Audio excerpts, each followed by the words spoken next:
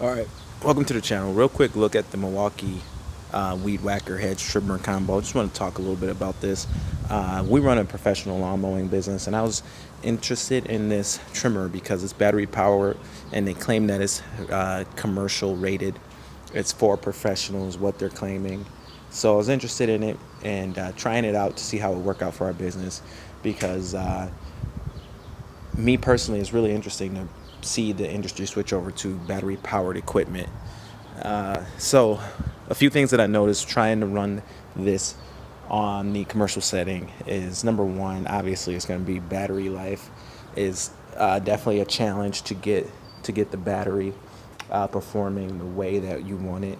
Uh, so far, it's been challenging with the battery system, but I've made some changes to the trimmer right out of the box. Number one, I think something that hurt the battery life is switching over the blade here. You can turn this cutting blade to a bigger size so that the cutting path is bigger.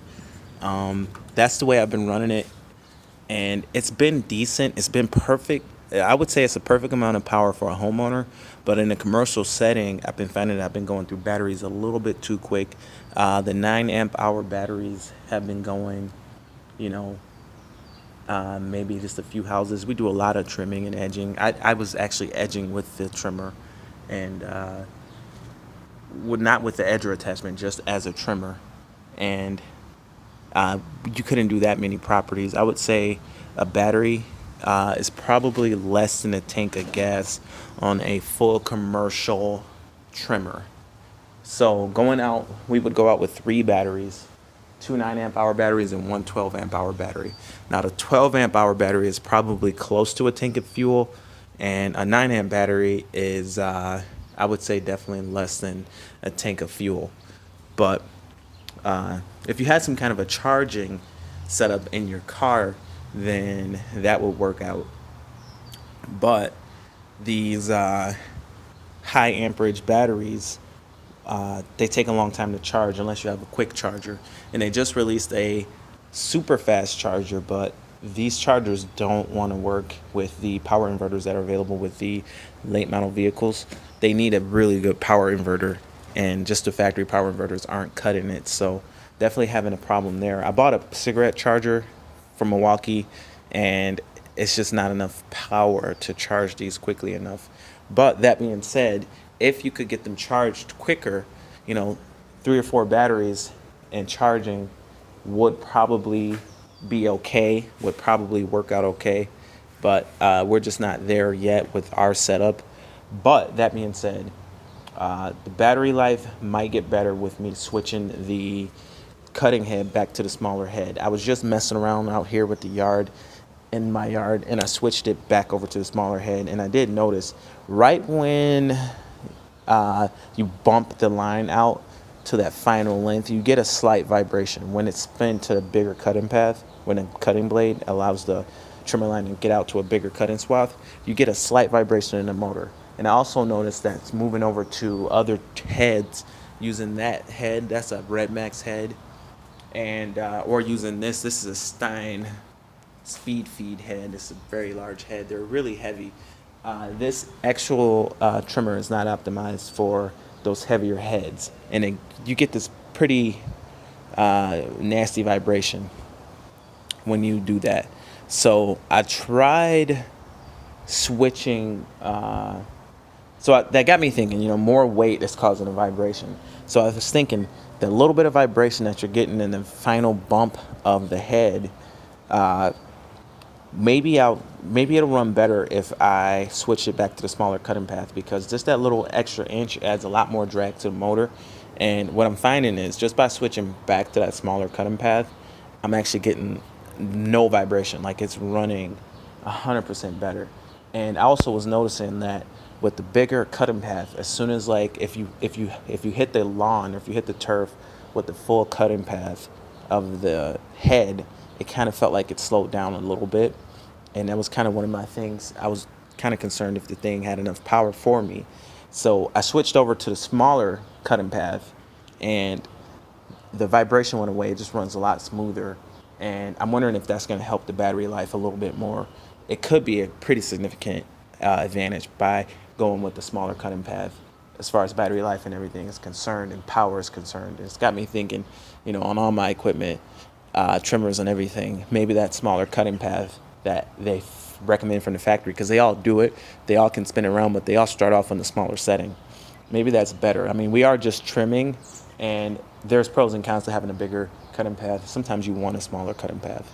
So also, too, I want to point out that I noticed that there's definitely a relationship between Husqvarna and Red Max. Well, Husqvarna owns Red Max and Milwaukee.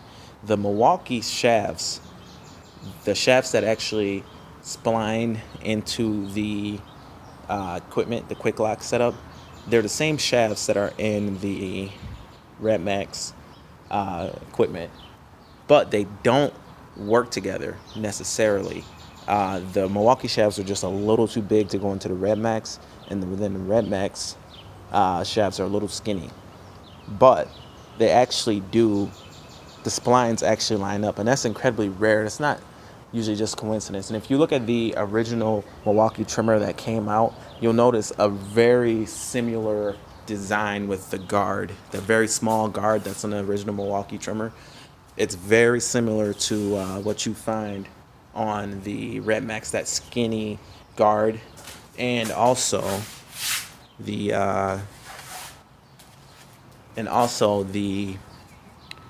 head. If you look at the original trimmer from Milwaukee, when it first came out, the trimmer head looked exactly like the Red Max head. This is an OEM Red Max head. The original Milwaukee head looked exactly like this, except it had Milwaukee stepped on it. So it leads me to believe that when Milwaukee came out with this trimmer, they didn't just design on their own all their trimming equipment. Seems like they would have reached out to an outside company, maybe Husqvarna or Red Max, to get the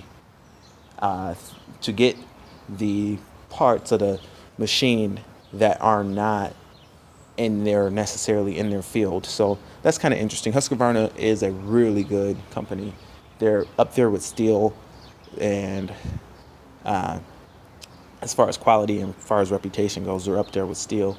So I think that comes down to why some of this equipment is the way it is, and it does really feel professional. So but like I said, these shafts actually line up. Here's a Red Max shaft, and I'm going to actually put this Red Max shaft into the Milwaukee trimmer, and I'll show you guys how similar the shafts are.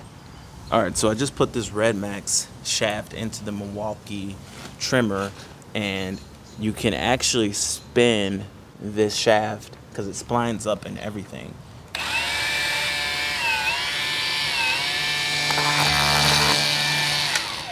It's actually spinning the Red Max shaft, which is kind of interesting. It's just, it won't quite tighten up. It won't quite tighten up.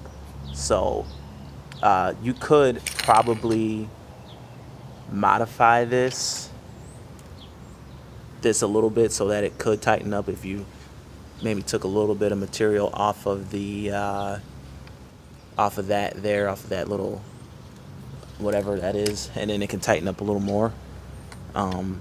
But it is actually splining with the splines, and if you look at the splines, they're the same splines. When you look at the actual splines, they're the same exact splines. So it's kind of interesting. Red Max definitely makes better blades than Milwaukee.